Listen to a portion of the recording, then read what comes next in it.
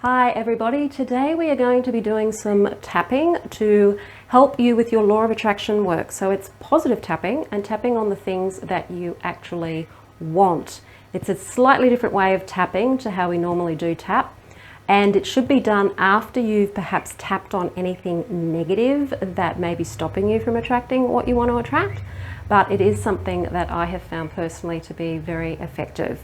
But before I do jump into this, hi, I'm Sandra Inman, author of Tapping into Abundance, using EFT tapping and the law of attraction to change your mindset and turn your life around. And if you want to do just that, hit the subscribe button and the notification bell so that you don't miss any videos. So today's tapping is on law of attraction. Whatever you're wanting, if you want money, if you want a car, if you want a house, if you want a relationship, whatever it is that you're wanting to bring into your life through the law of attraction, you can use tapping to help you do that.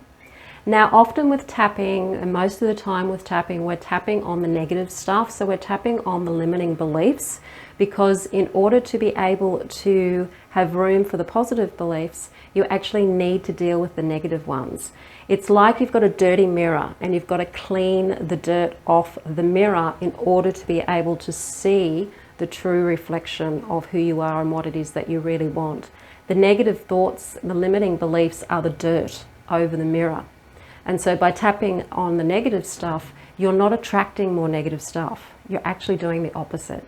You're neutralizing that energy. You're canceling it out. You're changing it so that your subconscious mind is then changed to start unconsciously attracting more positive things to you. But once you've done the negative clearing and you're feeling like you really do want to bring something to you, you can use tapping to talk about what it is that you want in a positive way.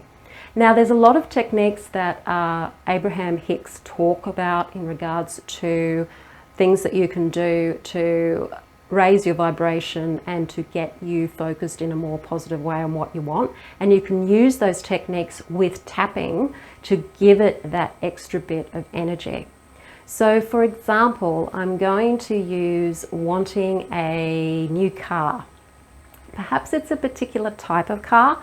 I personally don't know a lot about cars, so I'm not going to talk about a particular model, but if there is any type of model, and I know some people are right into cars, that you're wanting, or if you just basically want a car that runs well and looks good, and you don't care what model it is, you just maybe you care what the color is, you can add those things to the tapping.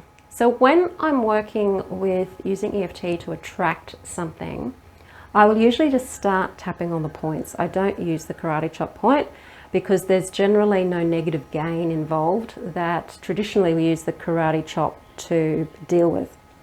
So I just start tapping on the points and just saying, I would love a new car. I would love a new car. The smell of a new car. I'd like it in the color red. A nice new red car.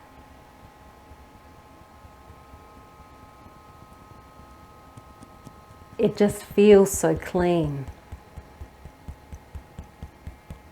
It smells really new. And it's there, standing in my driveway right now. I can see it. I own it. It's mine.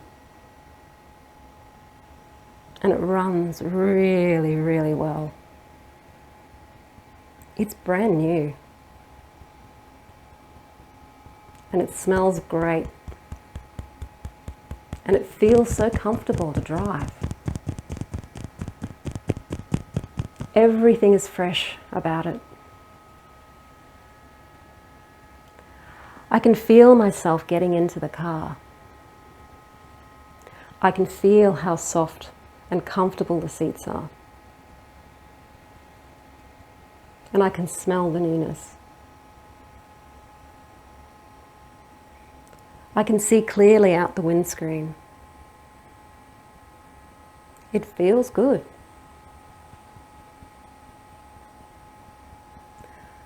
I can even feel how I'm adjusting the seat to get it just right for my height. I can see everything on the dashboard.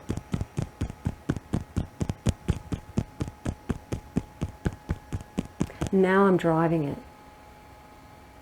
Feeling how smooth it is to drive. How easy it is to drive. It's so easy. And it was so easy to have this car. This car came to me so easily.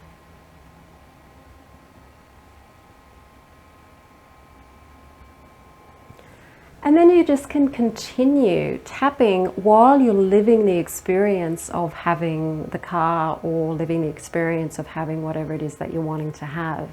So you're having a creative imagination session with yourself, imagining that you're in the circumstances that you want to be in, and you're tapping while you do it and saying it out loud.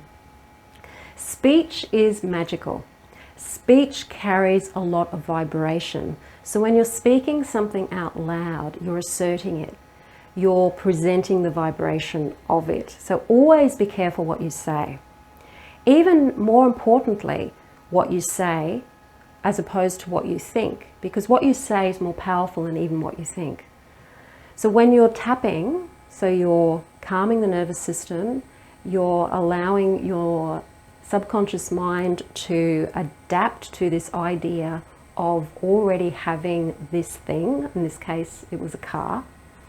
And if you do this every day and enjoy yourself while you're doing it, eventually you will end up being in that situation for real. Now, I can't say how long that's going to take because that depends on a lot of factors.